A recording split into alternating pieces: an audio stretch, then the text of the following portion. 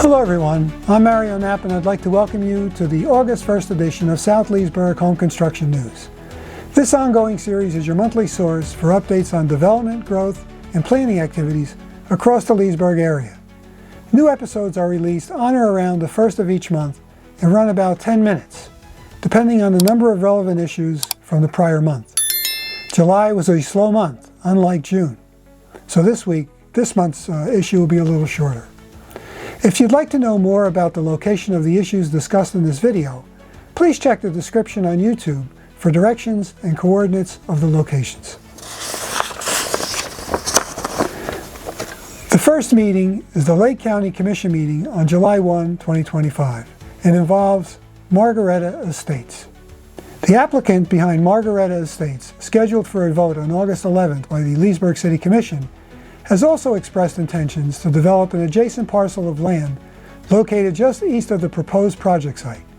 Unlike the main Margaretta Estates property, this eastern parcel falls outside the boundaries of Leesburg's Interlocal Service Boundary Agreement, or ISBA, which means the city does not have the legal authority to annex it. As illustrated in the photo to the right, the developer's plans appear to extend into the unincorporated community of Yalaha, signaling a much broader development footprint than what is currently under consideration in Leesburg. This potential eastward expansion raises concerns about the long-term impact on surrounding rural communities, infrastructure demands, and intergovernmental coordination. In light of this, the Lake County Board of County Commissioners is preparing to send a formal letter urging the Leesburg City Commission to vote against the proposed annexation and rezoning.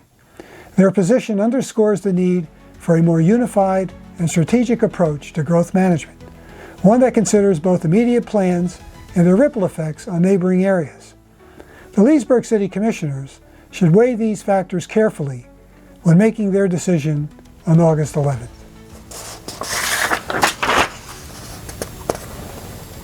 The second meeting is the Leesburg City Commission meeting on July 14th of 2025. The first proposal presented during the meeting was a first reading for the annexation and rezoning of the Dilly Lake multifamily and convenience store project.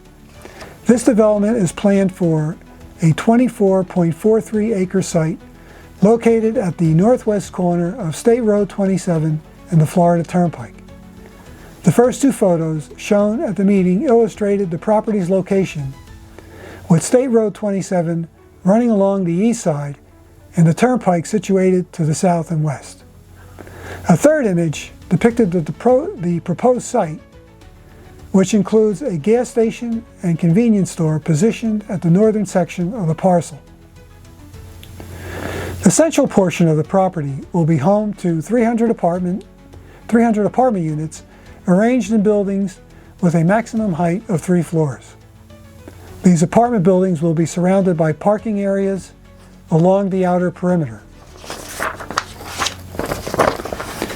In addition to residential units, the project allows for up to 10,000 square feet of commercial space, although the developer anticipates building approximately 6,500 square feet. The project is also subject to a concurrency agreement with the Lake County School District.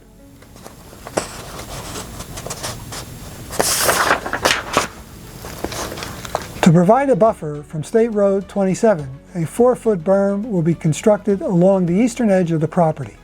This berm will be landscaped and topped with trees to create visual and noise separation between the roadway and the apartments. On the western side of the site, the Florida Turnpike is elevated, which led to concerns about potential noise impacts on future residents. While no definitive solution was proposed at the meeting, the concern was acknowledged and remains under consideration. Discussion also centered on the regional need for additional multifamily housing. The developer and the planning department both speculated that many future residents would commute using the turnpike, especially to Claremont and areas beyond to the south, though it was also noted that increased traffic into Leesburg proper is expected. Ultimately, the Planning Commission voted unanimously 5-0 to recommend approval of the project. The second reading and final vote are scheduled for August 25th.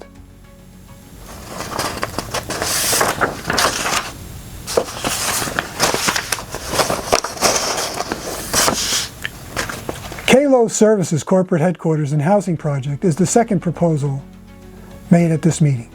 The second new proposal presented during the meeting was a first reading for an annexation and rezoning request related to a planned unit development and commercial plan submitted by Kalos Services. The company, currently headquartered in Claremont, is seeking to relocate its corporate offices and training center to South Leesburg. The proposed site consists of 90.28 acres situated on the west side of US Highway 27, just south of the Florida Turnpike. While a significant portion of the site contains wetlands, project engineers have identified upland areas suitable for development. 2 buildings are planned for these uplands, including a headquarters facility and a residential component. Though the company mentioned plans for 60 apartments during this meeting, the initial proposal submitted to the Planning Commission called for 32 units. The apartment phase is planned for future consideration and will primarily serve as a workforce housing for Kalos employees based on demand. The development is expected to support approximately 300 jobs, including the creation of 50 new positions.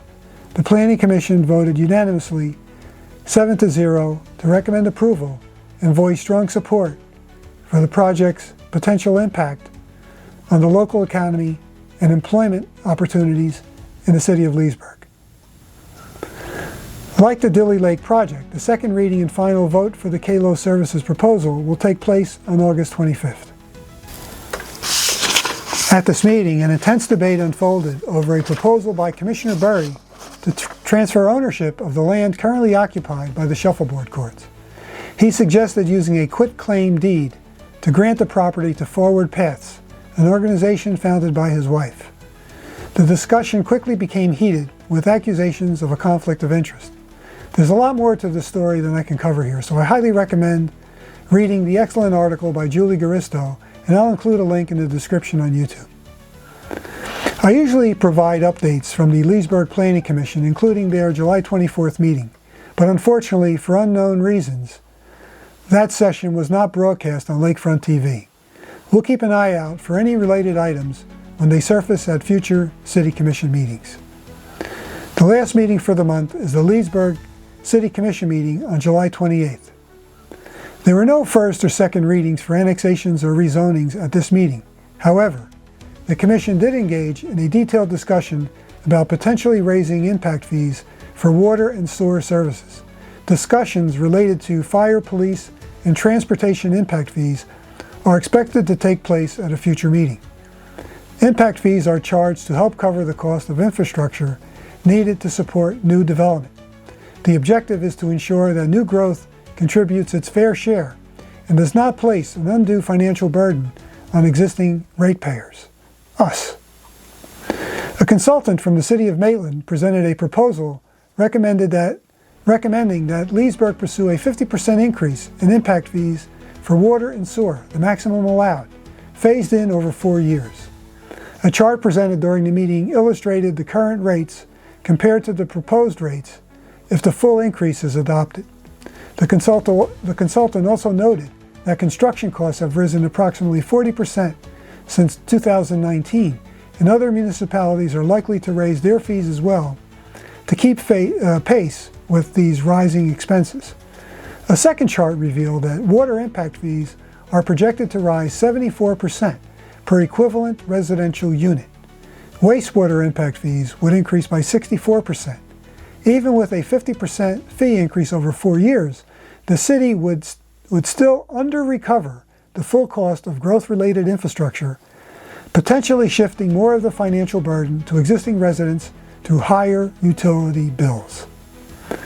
This highlights an ongoing challenge: how to manage the costs of Leesburg's rapid growth without disproportionately impacting current customers such as us.